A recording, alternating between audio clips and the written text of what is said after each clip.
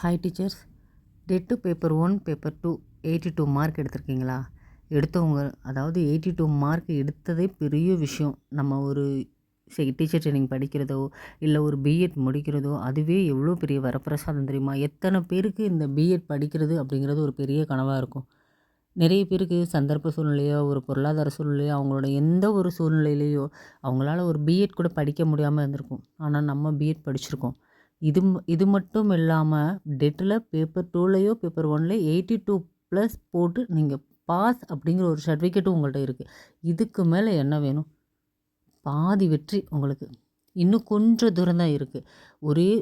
ஒரே ஒரு முயற்சியில் முழு மூச்சாக இறங்குனீங்கன்னா அடுத்து வர்ற 2026 வர்ற செகண்ட் கிரேட் டீச்சராக இருக்கட்டும், இல்லைனா யூஜிடிஆர்பியாக இருக்கலாம், எது வேணுமோ நீங்கள் 82+ எடுத்துகிட்டு டெட்டு பாஸுங்கிற ஒரு சர்டிஃபிகேட் வச்சாலே நீங்கள் தகுதியாகிட்டீங்க இல்லையா? இந்த மார்க்கு கூட எடுக்காமல் எத்தனையோ பேர் இருக்காங்க. 81, 80, 79, 78 அவங்கள விட அப்போ நீங்கள் நல்லா மார்க் எடுத்திருக்கீங்க இல்லையா? அடுத்து உங்களோட இலக்கு ஃபுல்லாக நியமன தேர்வுக்கு தயாராகி படிக்க ஆரம்பிச்சிருங்க. இதை விட கம்மியாக எடுத்தவங்க அடுத்து உங்களுக்கு ஒரு டெட்டு வரப்போகுது.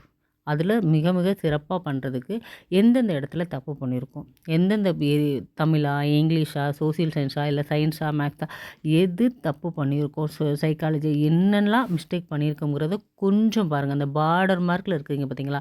நீங்களும் நிச்சயமாக 82 மார்க்கு வர 2026 டெட்டில் கண்டிப்பாக எடுப்பீங்க. டீச்சர்ஸ், நீங்கள் 82+ எடுத்தவங்க யூஜிடிஆர்பி நியமன தேர்வுக்கு தைரியமாக படிக்க ஆரம்பிங்க.